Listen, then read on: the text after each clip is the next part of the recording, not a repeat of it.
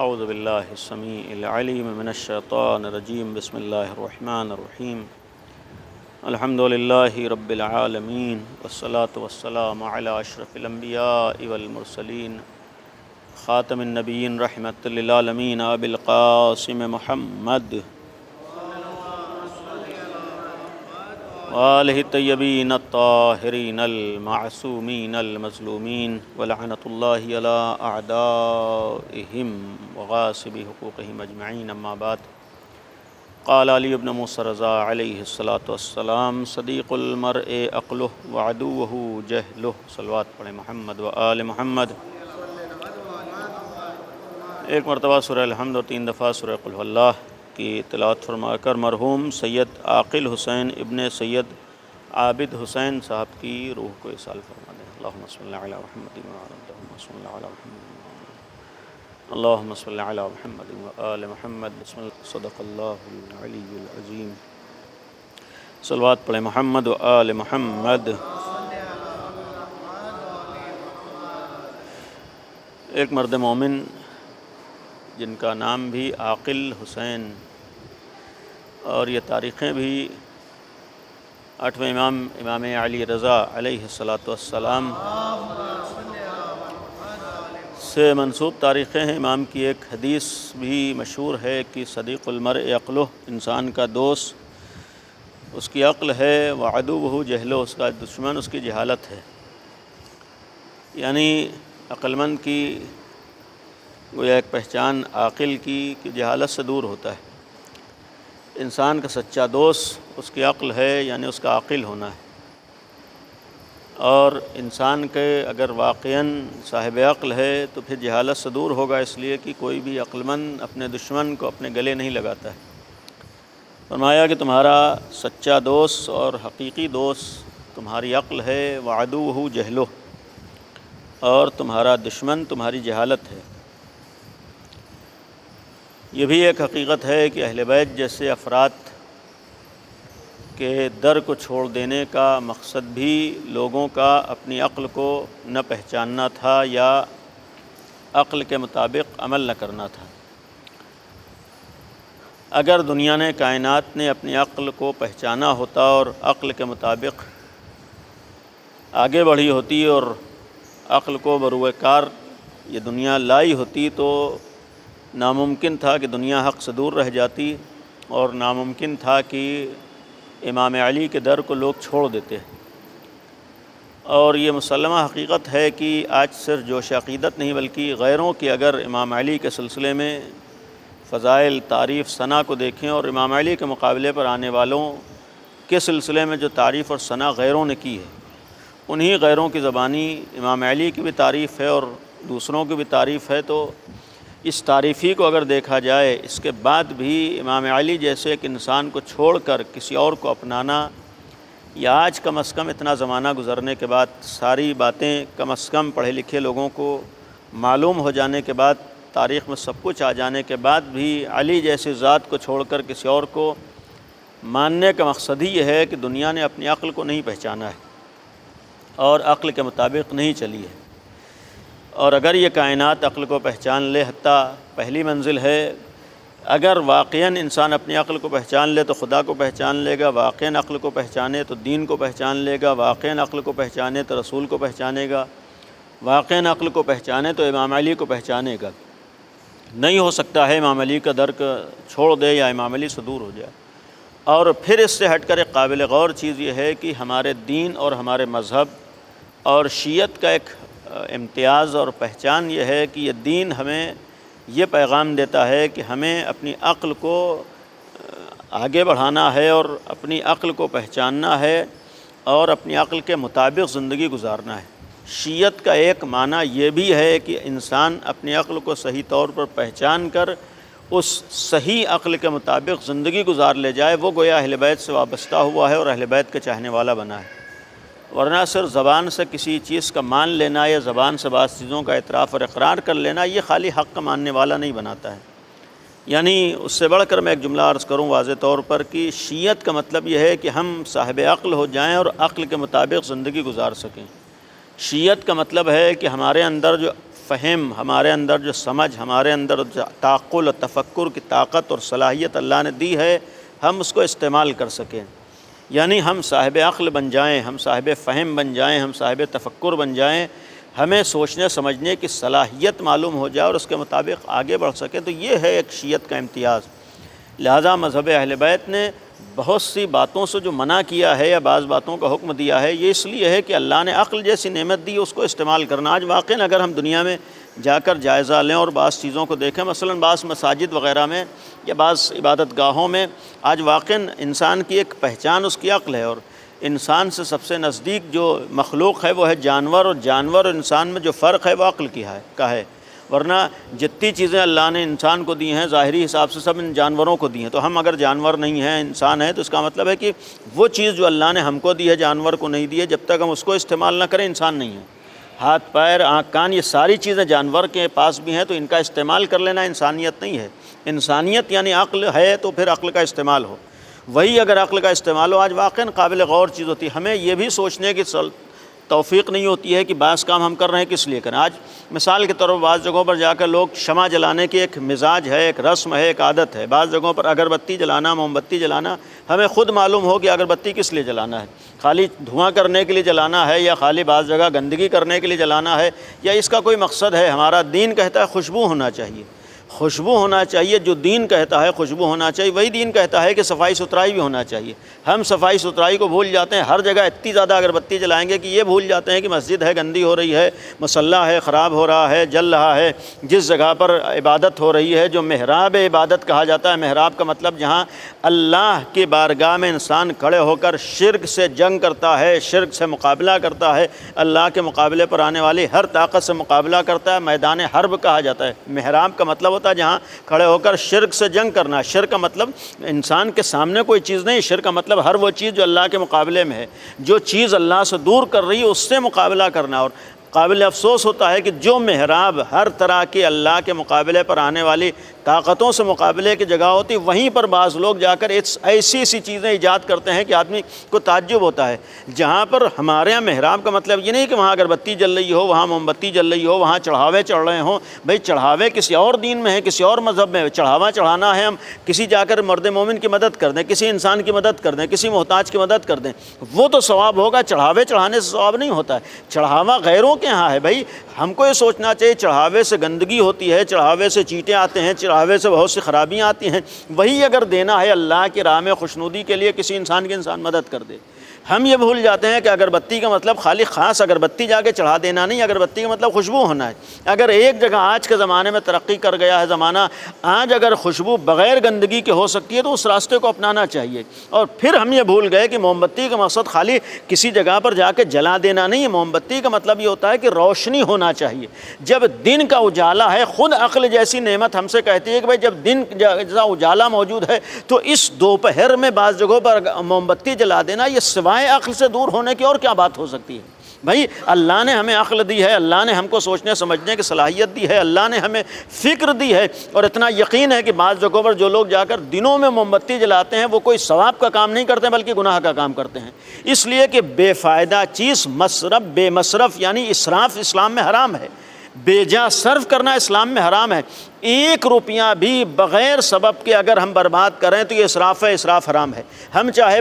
امام باڑہ ہو، ہم چاہے مسجد ہو، اگر بے وقت جا کر موم بتی جلا رہے ہیں تو ثواب نہیں کر رہے ہیں بلکہ گناہ کر رہے ہیں۔ یہ خود ہمیں معلوم ہونا چاہیے، ہم جا کر اللہ کو خوش نہیں کر رہے ہیں۔ اور اتنا یقین رکھیے کہ جنات کچھ نہیں ہوتے ہیں، یہ بعض دماغوں میں بیٹھا ہوتا ہے کہ فلاں مسجد میں جنات ہیں اور فلاں جگہ پر جنات ہیں۔ جنات کے پاس کوئی طاقت نہیں، اللہ نے جنات سے زیادہ طاقت انسان کو دی ہے۔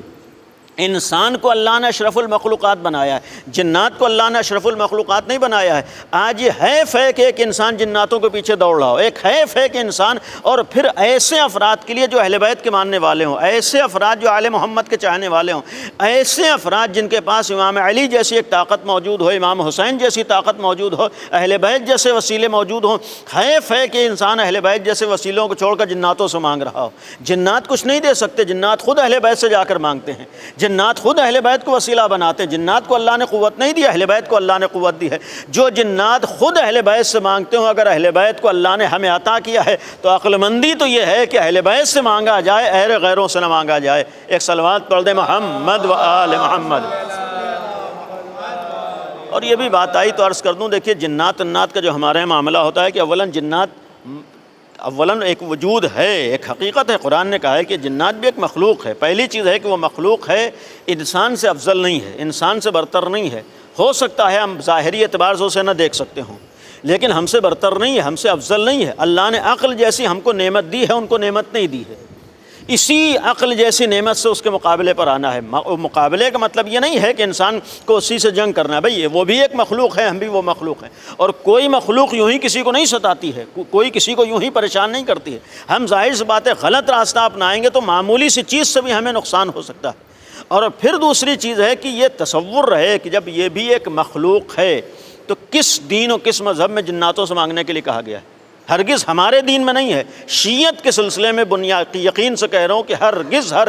مذہب اہل بیت میں، شیعت میں جناتوں سے مانگنے کا کوئی حکم نہیں دیا ہے، بلکہ اگر کوئی اہل بیت کو چھوڑ کر جناتوں سے مانگ رہا ہے تو اسے شرک کہا جائے گا، اس لیے کہ اہل بیت اللہ تک پہنچانے کے ذریعہ ہیں، اہل بیت ہیں اللہ تک پہنچنے کے ذریعہ ہیں۔ تو پہلی چیز ہے کہ جناتوں سے مانگنا ہی یہ غلط ہے۔ اور پھر بعض لوگ جو کاروبار بنا دیتے ہیں، کیونکہ بعض جگہوں پر یہ ساری چیزیں آمدنی کا ذریعہ ہوتی ہیں، انسان کی انکم کا ذریعہ بن جاتی ہیں، جہاں اس طریقے کے خرافات انکم کا ذریعہ بن جائیں وہاں پر ایسے افراد ضرور مقابلے پر آتے ہیں۔ بعض مسجدوں میں چڑھاووں کا معاملہ یا جناتوں کا معاملہ یہ اس لیے ہوتا ہے کہ بعض لوگوں کی آمدنی اس سے مربوط ہوتی ہے، بعض لوگوں کی کمائی اس سے ہوتی ہے، بعض لوگوں کی انکم اس سے ہوتی ہے، لیکن ہر اہل بیت کے چاہنے والے کا فریضہ ہے، ہر آل محمد کے ماننے والے کا فریضہ ہے، کم از کم وہ جگہیں جو عبادت گاہیں ہیں، کم از کم وہ جگہیں جو مساجد ہیں، کم از کم وہ جگہیں جو اللہ کے نماز کی جگہیں ہیں، کم از کم وہ جگہیں جو آل محمد سے مخصوص جگہیں ہیں، ان ساری جگہوں کو اس طریقے کی چیزوں سے پاک رکھنا چاہیے۔ یہ صرف کسی خاص فرد کی ذمہ داری نہیں ہے، کسی خاص صنف کی ذمہ داری نہیں ہے، کسی خاص انسان کی ذمہ داری نہیں، بلکہ ہر اہل بیت کے چاہنے والے کی ذمہ داری ہے کہ ایسی ہر جگہ کو ایسی بری چیزوں سے جس کا مذہب اہل بیت میں کوئی حکم نہیں دیا ہے ہم دور رکھیں، پاک رکھیں، اور ایسے افراد کو ایسی جگہوں پر پنپنے نہ دیں جو ان چیزوں کو بڑھاوا دیتے ہیں۔ بھائی انسان کو انکم حاصل کرنا ہے، بعض کو اپنا کاروبار کرنا ہے، تو دنیا میں ہزاروں کام پڑے ہیں کاروبار کے لیے، مساجد کو کاروبار کا ذریعہ کیوں بنایا جائے؟ یہ عبادت گاہوں کو کاروبار کا ذریعہ کیوں نہ بنایا جائے؟ یہ ایسی چیزوں کو ہم اپنی انکم کا ذریعہ کیوں بنایا جائے؟ اگر انکم کرنا ہے، کمانا ہے، آمدنی حاصل کرنا ہے تو انسان جائے محنت کرے، محنت سے حلال روٹی کھائے گا تو اس کی زندگی بھی کامیاب ہوگی، لیکن دوسروں کو بیوقوف بنا کر جیب بھر لینے سے اپنی دنیا بھی برباد ہوتی ہے اور آخرت بھی برباد ہوتی ہے۔ ایک صلوات پڑھ دیں محمد و آل محمد۔ تو امام نے فرمایا کہ صدیق المرء عقل، و انسان کا سچا دوست اس کی عقل ہے۔ یہ بھی ایک قابل غور چیز ہے کہ یعنی اپنا دوست کسی معمولی چیز کو نہیں بنانا بلکہ اپنی عقل کو بنانا ہے۔ عقل کو بنانے کا مطلب ہے کہ قدم قدم پر سوچنا ہے کہ ہمیں کیا کرنا ہے، قدم قدم پر سوچنا ہے کہ ہمیں کون سا راستہ اپنانا ہے، قدم قدم پر سوچنا ہے کہ ہمارے لیے صحیح غلط کیا ہے۔ اسی لیے کسی اور دین میں اتنی تاکید نہیں ہے۔ مذہب اہل بیت میں خالی خاص کام کر لینے سے ہم شیعہ نہیں ہو جاتے ہیں، مذہب اہل بیت میں خاص کام کو انجام دینے سے ہم مولائی نہیں بن جاتے ہیں۔ مذہب اہل بیت کا مطلب یہ ہے کہ ہم اپنی عقل کو پہچان کر اپنے کو وہاں تک پہنچا دیں کہ جہاں پر پہنچنے کے بعد ہم یہ کہہ سکیں کہ مکمل طور پر ہم انسان بن گئے ہیں اور ہمارا ہر عمل عقل کے مطابق ہے، تب تو ہم نے مذہب اہل بیت کو پہچانا ہے۔ ورنہ خالی دیکھا دیکھی، نہ تو بعض چڑھاوے چڑھا لینے کو شیعت کہتے ہیں، نہ بعض لباس پہن لینے کو شیعت کہتے ہیں، نہ بعض چیزوں کے بظاہر اپنا لینے کو شیعت کہتے ہیں۔ جیسے ہم بعض لوگوں پر طنز کرتے ہیں، اعتراض کرتے ہیں کہ خالی وہاں لباس میں دین ہے اور خالی چہرے پہ دین ہے، تو اسی طریقے سے ہمارے ہاں بھی خالی لباس اور خالی چڑھاوے میں دین نہ ہو، بلکہ ہم اپنے ایسے عمل کو اپنائیں جس سے معلوم ہو کہ ہمارا دین و عقیدہ کیا ہے۔ مذہب اہل بیت جیسا ایک عقیدہ، اور پھر ائمہ معصومین جیسے ہمارے پاس رہبر ہے، امام علی جیسا ایک انسان اور رہبر کائنات میں کسی قوم کو نصیب نہیں ہے، ایسے رہبر جو اللہ نے امام علی کی شکل میں دیے ہیں۔ امام رضا علیہ الصلوۃ والسلام کا آپ کردار اٹھا کر دیکھیں، صرف ایک امام نہیں، آج الحمدللہ ہمارے پاس 12 اماموں کا ایک سلسلہ ہے۔ اور پھر یہ بھی ایک اللہ کا احسان و کرم ہے کہ ایسا نہیں ہے کسی زمانے میں امام تھے، اللہ نے کوئی زمانہ امام سے خالی نہیں رکھا ہے، ہمارے اوپر ایک احسان اللہ نے کیا ہے کہ کوئی بھی زمانہ امام کے وجود سے خالی نہیں ہے۔ اگر پہلا امام جائے گا تو اس کی جگہ پر دوسرا آئے گا، دوسرا جائے گا تو اس کی جگہ پر تیسرا آئے گا، 11واں جائے گا تو اس کی جگہ پر بھی آج بھی 12واں امام موجود ہے۔ ایسا نہیں ہے کہ ہمارا کوئی بھی زمانہ امامت سے خالی ہو، امام سے خالی ہو، نہیں۔ آج ہم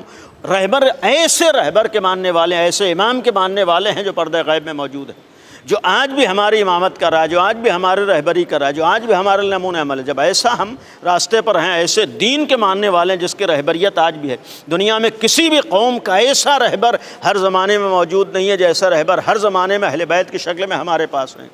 یہ صرف کتابوں کی لکھی ہوئی تعریفیں نہیں ہیں، صرف بعض زبانی طور پر بیان کی ہوئی تعریفیں نہیں ہے، بلکہ آج بھی جن صفات و کمالات کا حامل امام علی کی شکل میں اللہ نے ایک امام عطا کیا تھا، انہی امام علی کی صورت میں آج بھی پردہ غیب میں امام موجود ہے،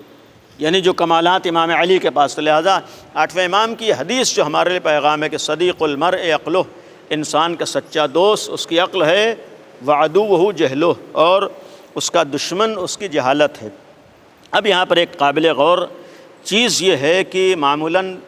ایک بات میں نے بعض جگہوں پر عرض بھی کی ہے کہ ہم لوگوں کو ایک بہت بڑی غلط فہمی یہ ہوتی ہے کہ لوگ یہ سمجھتے ہیں کہ جہاں پر جہالت ہے وہاں پر علم نہیں ہے، اور جہاں پر علم ہے وہاں جہالت نہیں ہے،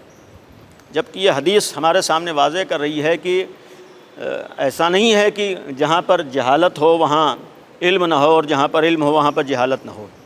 نہیں، بلکہ امام نے فرمایا ہے کہ جہاں پر جہالت ہے وہاں پر عقل نہیں ہے، اور جہاں پر عقل ہے وہاں جہالت نہیں ہے۔ یعنی صدیق المرء عقلہ وعدوہ جہلہ، اس کا مطلب ہے کہ جہاں پر عقل ہوگی وہاں جہالت نہیں ہوگی، اور جہاں جہالت ہوگی وہاں عقل نہیں ہوگی۔ اس کا ایک مطلب یہ ہے کہ ہو سکتا ہے آدمی کے پاس علم ہو تب بھی جاہل ہو، یعنی ہو سکتا ہے ایک جگہ علم ہو تب بھی انسان جاہل ہو، اس لیے کہ جہالت اور علم امام نے نہیں فرمایا ہے کہ آمنے سامنے، بلکہ جہالت اور عقل آمنے سامنے، یعنی عقل اور جہالت ایک جگہ پر جمع نہیں ہو سکتی۔ ہو سکتا ہے انسان عالم بھی ہو اور جہالت سے دور نہ ہو پایا ہو سکتا ہے انسان صاحب علم ہو تب بھی جاہل ہو، اور اس کے نمونے ہم ہر دور میں دیکھ سکتے ہیں، بالخصوص آج کے اس ترقی یافتہ دور میں ہم نمونے دیکھ سکتے ہیں جہاں علمی اعتبار سے تو انسان بہت آگے بڑھا ہے، لیکن عقلی اعتبار سے انسان کتنا آگے بڑھا ہے۔ آج یہی انسان علمی اعتبار سے تو آسمانوں کے سیر کر رہا ہے، چوتھے آسمان پر انسان پہنچ گیا ہے علمی اعتبار سے، لیکن عقل کے اعتبار سے کتنا آگے بڑھا ہے، جہالت کے اعتبار سے اس نے اپنے کو کتنا دور کیا ہے۔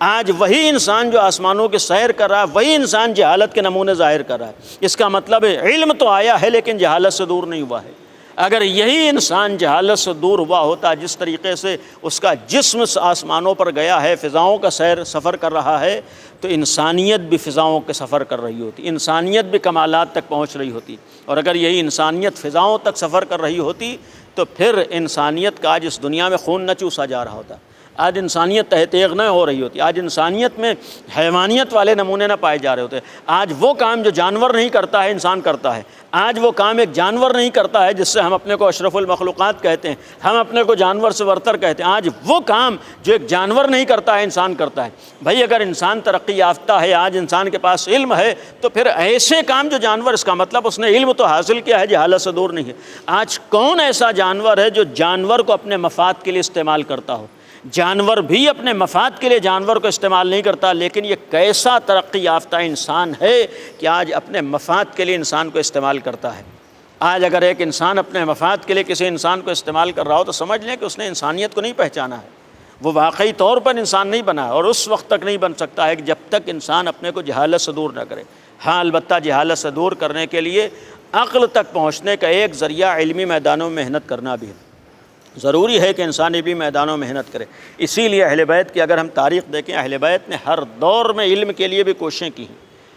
اور چونکہ اللہ نے انہیں جہالت سے دور رکھا تھا لہذا انہوں نے سماج کو جہالت سے دور رکھنے کی کوششیں کی ہیں، اور جب معصومین کے سامنے حالات سازگار ہوئے ہیں تو اہل بیت نے جو بہت بڑا کام کیا ہے وہ سماج سے جہالت کے خاتمے کا تھا۔ ایسا نہیں ہے کہ ہر امام کے زمانے میں حالات ایک جیسے تھے، ایسا نہیں ہے کہ ہر امام کے زمانے میں حالات برابر تھے، نہیں، ایسا نہیں ہے، بلکہ ہر امام کے زمانے میں حالات ایک جیسے نہیں رہے۔ تھوڑا سا موقع اگر چھٹے امام کو ملا ہے تو آپ نے جو علمی شمع روشن کی ہے وہ جہالت کے خاتمے کی کوشش کی۔ یہی وجہ ہے کہ جب 8ویں امام کا زمانہ آیا ہے، بلکہ یہ کہا جائے کہ ہمارے 11 اماموں کی جو سیرت گزری ہے، 11 اماموں کی زندگی گزری ہے، 11 اماموں میں آٹھویں امام وہ امام ہے کہ جن کے سامنے چاہے مختصر مدت میں تقریباً 3 سال کا وقت ہے، سن 200 سے 203 ہجری تک تقریباً 3 سال کا عرصہ ہے جو آٹھویں امام کو ایک بہترین موقع فراہم ہوا ہے۔ ایسا موقع اور ایسے حالات جو ہمارے 10 اماموں کے سامنے ایسے حالات نہیں آئے ہیں۔ حتیٰ امیر المومنین کو ظاہری خلافت ملی ہے، 5 سالہ امام علی کو ظاہری خلافت ملی ہے، لیکن اس 5 سالہ میں امام علی کو سکون نہیں ملا ہے،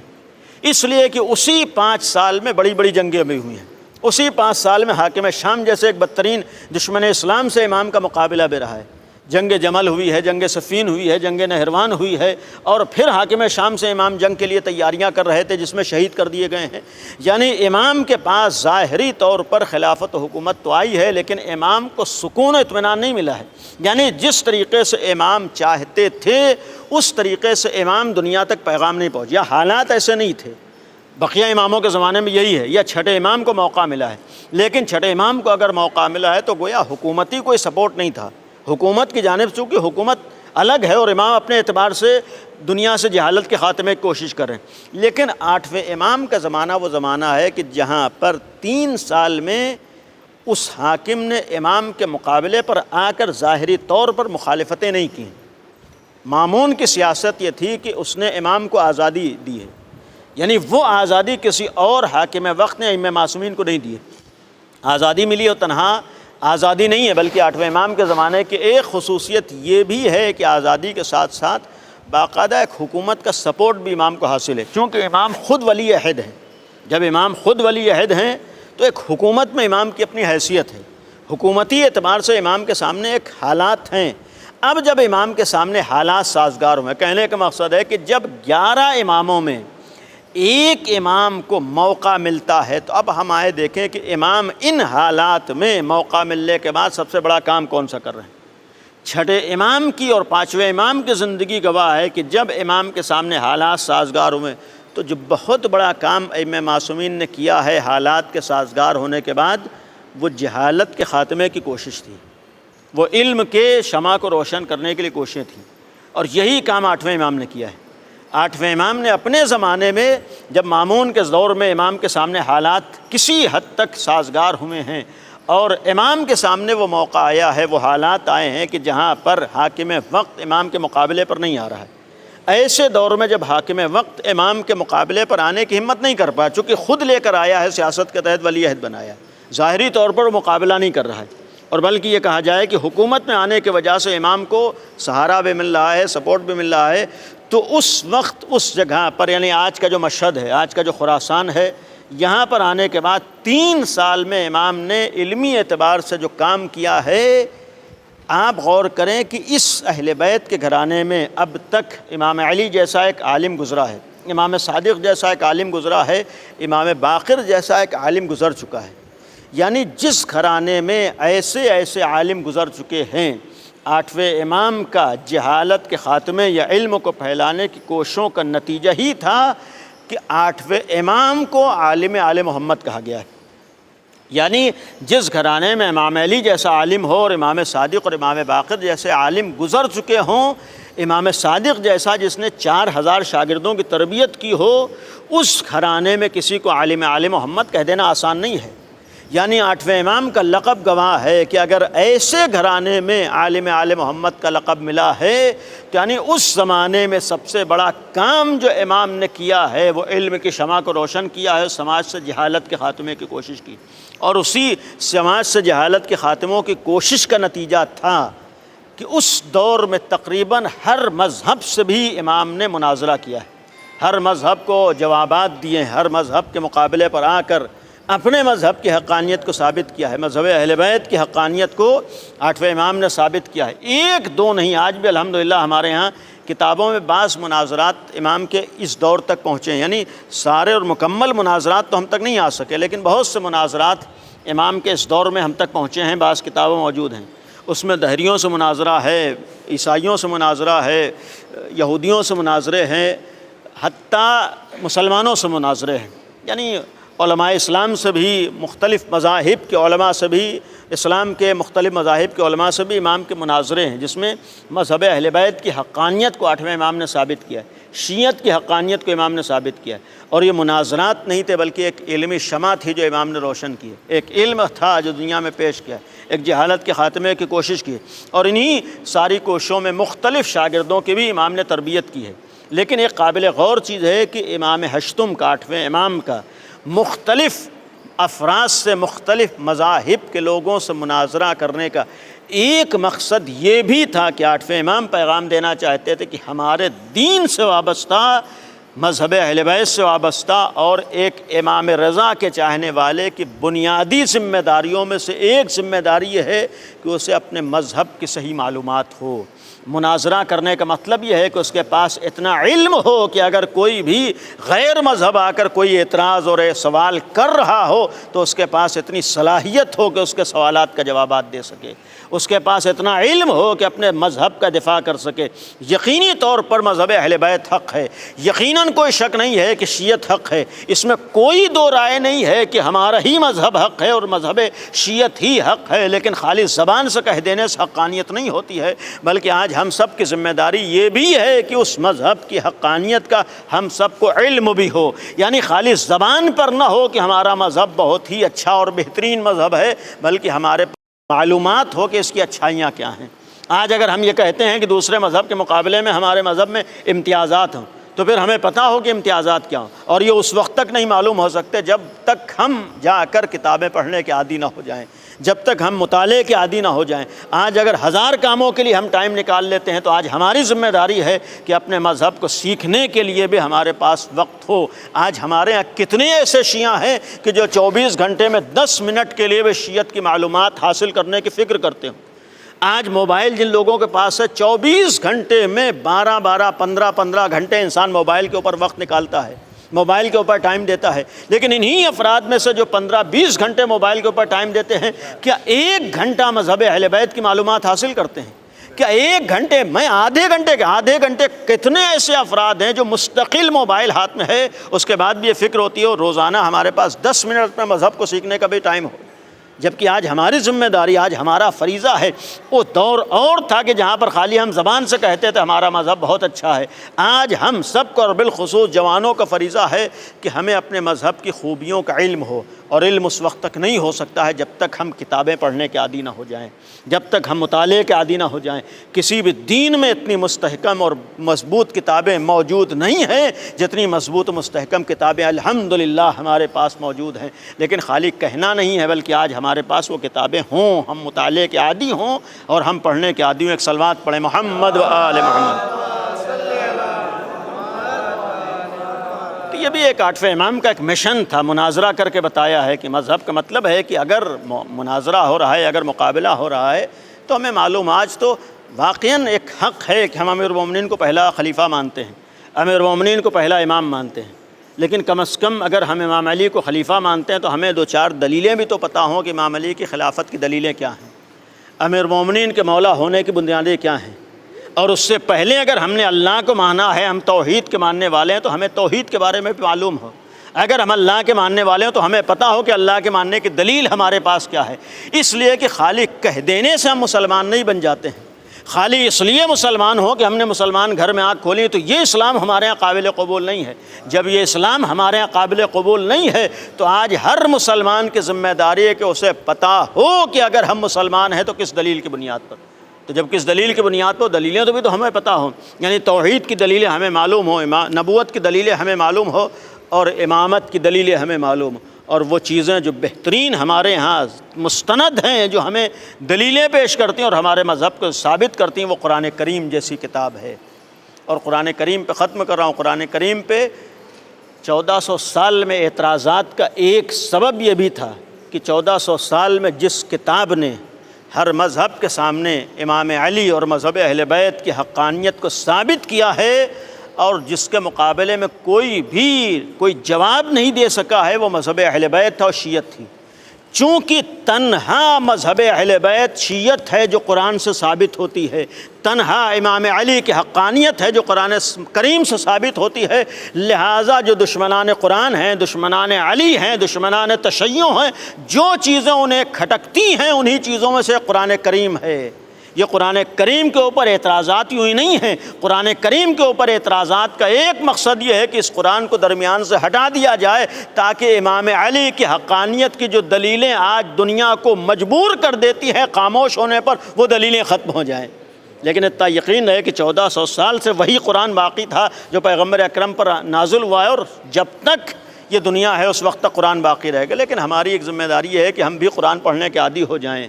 خالی قرآن کی حفاظت کا ہم دعویٰ نہ کریں، قرآن کی حفاظت کے اعلان ہم نہ کریں، ہم خالی قرآن پر اعتراض کرنے والوں کے خلاف زبانیں نہ کھولیں، بلکہ ہمارا ایک مزاج یہ ہو کہ ہم بھی قرآن پڑھنے کے عادی ہو جائیں۔ اگر ہمارے سماج میں قرآن پڑھنے کی مزاج ہوتا اور آج اگر ہم قرآن کریم کی تلاوت کے عادی ہوتے تو آج ہمت نہ ہوتی کہ شیعوں کے درمیان سے قرآن کے اوپر انگلیاں اٹھ رہی ہوتی، یا دشمن شیعوں کے درمیان افراد کو استعمال کر رہا ہوتا قرآن کے خلاف۔ جب ہم خود قرآن کو پڑھنا چھوڑ دیں گے تو یہ نوبتیں آتی ہیں۔ تو 8ویں امام جیسا ایک امام ہے جس نے مشن چلایا ہے حق کے لیے اور حق کے دفاع کے لیے اور باطل کے خاتمے کے لیے۔ 8ویں امام نے بھی باطل کا خاتمہ کیا ہے، 8ویں امام نے بھی باطل کے مقابلے پر آ کر شکست دی ہے، اور ہر امام نے جس طریقے سے شیعت اور مذہب اہل بیت کا دفاع بھی کیا ہے اور اس کی حقانیت کو ثابت بھی کیا ہے، اسی طریقے سے 8ویں امام نے بھی مامون جیسے ایک دشمن اسلام کے، دشمن اہل بیت کے، بظاہر مسلمان ہے، اس کے مقابلے میں مذہب اہل بیت کا دفاع کیا ہے۔ لیکن وہی سلوک جو ہر امام کے ساتھ ہوا ہے آخر میں 8ویں امام کے ساتھ بھی ہوا ہے۔ جس طریقے سے ہر امام کو زہر دیا گیا، شہید کیے گئے، شہادت شہید کر دیا جانا اور تہ تیغ کر دیا جانا اور زہر دے دیے جانے کی وجہ یہی ہے کہ جب انسان مقابلے کرنے کی ہمت نہیں کرتا ہے، جب انسان شکست کھاتا ہے، جب انسان کو اپنی ذلت و رسوائی کا احساس خود ہونے لگتا ہے، جب انسان کو اپنے باطل اور غلط ہونے کا یقین ہو جاتا ہے، تو پھر انسان حق کے خلاف کھڑا ہوتا ہے۔ یقین رکھیے پیغمبر اکرم کے مخالفت کا ایک بہت بڑا راز یہ تھا کہ باطل کو اپنی شکست کا یقین تھا اور باطل کو اپنے غلط ہونے کا یقین تھا۔ جناب سیدہ کے مقابلے میں بھی دشمن کے آنے کی وجہ یہ تھی، جانتا تھا کہ سیدہ کونین اس حق ذات کا نام ہے کہ جس کی وجہ سے باطل ذلیل و رسوا ہوتا رہے گا، لہذا جناب سیدہ کی شہادت ہوئی ہے۔ یہی معاملہ امیر المومنین کے لیے ہے۔ امام علی کے مقابلے پر آنے کی وجہ یہی تھی کہ امام علی کو دیکھ کر باطل کو اپنے ذلت و رسوائی کا احساس ہوتا تھا، لہٰذا حق کو ہٹانے کی کوششیں ہوئی ہیں۔ ورنہ امام علی جیسا ایک بہترین انسان جس نے انسانیت کو پروان چڑھایا ہو، اس کے مقابلے پہ لوگوں کا آ جانا، امام رضا جیسا ایک امام رؤوف جسے کہا گیا ہے، یعنی ان کا رافت، مہربانی اور محبت اور اپنائیت اپنوں سے مخصوص نہیں تھی، بلکہ ہر انسان کے ساتھ ان کی محبت اور رافت تھی۔ جو بھی آیا ہے ان کی محبت اس تک پہنچی ہے، مہربانی اور رافت اس تک پہنچی ہے۔ ایسے افراد کے خلاف اگر زہر دے دیا جائے اور تہ تیغ کر دیا جائے، اس کا مطلب ہے کہ باطل بھی حق سے اس لیے خوف زدہ رہتا ہے کہ جانتا ہے کہ حق ہونے کا مطلب یہ ہے کہ پھر باطل کا وجود کچھ نہیں ہے، باطل کچھ نہیں ہے، باطل کی حقیقت کچھ نہیں ہے۔ لہٰذا 8ویں امام کو بھی زہر دیا گیا، اور 8ویں امام وہ امام ہیں جنہوں نے حق کا دفاع بھی کیا ہے اور باطل کا مقابلہ بھی کیا ہے، اور سب سے زیادہ آج ہم تک جس امام سے عزاداری امام حسین اور کربلا کے حوالے سے روایتیں پہنچی ہیں وہ 8ویں امام ہیں، یعنی سب سے زیادہ روایتیں آج کربلا کے حوالے سے 8ویں امام ہیں۔ یعنی ہر امام نے کربلا کے سلسلے میں بھی کوششیں کی ہیں۔ آج اگر ہم عزائے امام حسین برپا کرتے ہیں تو ہم ہی عزادار نہیں ہیں، بلکہ یہ سلسلہ اہل بیت نے قائم کیا تھا، کربلا کے مناظر کو نگاہوں میں رکھتے تھے۔ کیوں نہ ہو، اس لیے کہ کربلا ہی وہ جگہ ہے کہ جہاں پر حق اس انداز سے آشکار ہوا ہے کہ آج 1400 سال گزرنے کے بعد بھی یزیدیت لاکھ چاہ کر بھی اپنا سر نہیں اٹھا سکی ہے۔ اہل بیت کے مقابلے پر آئے ہیں، لیکن مامون ہو یا متوکل ہو یا اس طریقے کے ہارون رشید ہو، افراد اہل بیت کے مقابلے پر آئے ہیں، لیکن کسی میں ہمت نہیں تھی کہ کسی امام کے مقابلے پر آ کر بیعت کا مطالبہ کر دے۔ یہ تنہا کربلا ہے کہ جہاں پر بیعت کا مقابلہ ہوا ہے، مطالبہ بیعت کیا ہے، لیکن امام حسین نے اس انداز سے سرزمین کربلا پر یزیدیت کو شکست دی ہے کہ پھر یزیدیت میں ہمت نہیں ہو سکی کسی بھی حسین وقت سے بیعت کا مطالبہ کر سکے۔ اور پھر اس یزیدیت کے مقابلے کے لیے امام حسین نے تنہا 3 دن کی پیاس کو برداشت نہیں کیا ہے بلکہ بچوں کی قربانیاں پیش کی ہیں۔ ایک مرحوم کے اصالہ ثواب کی مجلس ہے۔ آج ہمارے ہاں اپنے عزیزوں کے بچھڑنے کے بعد احساس غم ہوتا ہے، لیکن کربلا ایک ایسی جگہ ہے کہ جو ہمیں ہر غم پہ دلاسا اور سہارا دیتی ہے، جہاں چھوٹے چھوٹے بچے بھی ہیں، جہاں پر برابر کا بھائی بھی ہے، جہاں پر بھانجے اور بھتیجے بھی ہیں، جہاں پر اپنے بزرگ بھی ہیں، عزیز بھی ہیں۔ ہر سن و سال کے افراد شہدائے کربلا میں موجود ہیں، اور یہ ہر سن و سال کے افراد کا شہدائے کربلا میں ہونا یہ بھی ایک پہلو ہے کہ اگر کوئی غم ہمارے سامنے آتا ہے تو کربلا کا غم ہمیں بڑھ کر دلاسا اور سہارا دیتا ہے۔ آج اگر کوئی باپ کا سایہ سر سے اٹھتا ہے، اولاد یتیم ہوتی ہے، تو پھر کربلا بھی بڑھ کر پیغام دیتی ہے کہ تم اگر باپ کے سائے سے محروم ہوتے ہو تو اپنے غم، باپ کا غم تو دل کھول کر منا لیتے ہو۔ ذرا سوچو، کربلا میں بھی کچھ بچے تھے جو باپ کے سائے سے محروم ہوئے تھے۔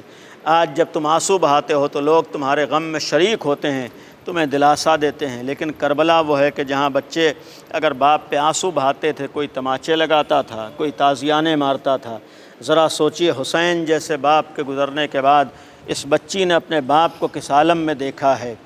جناب امام حسین کے بعد جناب سکینہ کا باپ سے جدا ہو جانا کم نہیں ہے، لیکن اس کے بعد کے جو مناظر ہیں، باپ کے لاشے کو دیکھا ہے، بے سر لاشا ہے۔ کیا ہو سکتا ہے سکینہ جیسی بچی ہو اور اپنے حسین جیسے باپ کے بے سر لاشے کو دیکھ لے؟ جب ہماری نگاہ اپنے باپ کے لاشے پہ پڑتی ہے تو کتنا بے چین ہوتے ہیں۔ ذرا سوچئے، جب سید سجاد کی نگاہ اپنے باپ کے لاشے پر پڑی ہے، جناب سکینہ کی نگاہ اپنے باپ کے لاشے پر پڑی ہے، اور پھر جب باپ کے لاشے پر نگاہ پڑی ہے، شام غریبہ میں جناب سکینہ باپ کے لاشے پر پہنچی ہیں تو کس عالم میں پہنچی؟ بس ایک منظر ہے، شام غریبہ میں جناب زینب جب تلاش کرتی ہوئی امام حسین کے لاشے تک پہنچی ہیں، نشیب تک آئی ہیں، تو دیکھا تھا کہ جناب سکینہ باپ کے سینے سے لپٹی ہوئی بین کر رہی تھی۔ سوال کیا تھا، اے میرے لال سکینہ، تم نے کیسے پہچانا کہ یہ تمہارے بابا کا لاشا ہے؟ فرمایا، پھوپھی اماں، جب خیموں میں آگ لگی تھی میں مقتل کی طرف بھاگی ہوں، میرے دامن میں آگ لگی تھی، میں بابا کو پکار رہی تھی، اے پھوپھی اماں، اسی لاش بے سر سے آواز آئی تھی،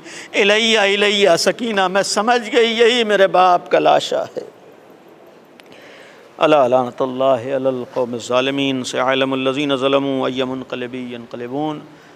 خدایا ہماری اس عبادت کو قبول فرما، خدایا اس ذکر کو مرحوم کی مغفرت کا ذریعہ قرار دے، خدایا مرحوم کے درجات کو عالی فرما، پسماندگان کو صبر عطا فرما، خدایا ہمارے درمیان سے جہالت کا خاتمہ فرما، خدایا ہم سب کو علم و عمل کی توفیق عطا فرما، خدایا ہم سب کو کتابیں پڑھنے کی توفیق عطا فرما، خدایا روزانہ ہم سب کو قرآن کی تلاوت کی توفیق عطا فرما، خدایا بے عقلی کے کاموں سے ہم سب کو محفوظ فرما۔ معبود پروردگارہ، اہل بیت کا واسطہ ہماری عبادت خانوں کو ایسے کاموں سے جس سے اہل بیت راضی نہیں ہے محفوظ فرما۔ خدایا آل محمد کا واسطہ ہے، عظمت اہل بیت کا واسطہ امام زمانہ کو ہم سے راضی اور خوشنود فرما۔ خدایا دنیا سے اس وبا کا خاتمہ فرما، خدایا جو پریشان حال ہیں ان سب کی پریشانیوں کو دور فرما۔ خدایا عظمت اہل بیت کا واسطہ محمد و آل محمد پر اپنی رحمتیں نازل فرما، دشمنان اہل بیت پر اپنا عذاب نازل فرما۔ خدایا امام زمانہ کے ظہور میں تعجیل فرما اور ہم سب کو امام کے ناصروں میں شمار فرما۔ ایک دفعہ مزید سورہ فاتحہ کی تلاوت فرما کر مرحوم سید عاقل حسین ابن سید عابد حسین صاحب کی روح کو اصال فرما دیں۔ اللہم صلی علی محمد و آل محمد۔ بسم اللہ الرحمن الرحیم، الحمد للہ رب العالمین، الرحمن الرحیم، مالک یوم الدین، ایاک نعبد و ایاک نستعین، اہدنا الصراط المستقیم، صراط الذین انعمت علیہم غیر المغضوب علیہم ولا الضالین۔ بسم اللہ الرحمن الرحیم، قل هو اللہ احد اللہ الصمد، لم یلد ولم یولد ولم یکن له کفوا احد۔ صدق اللہ۔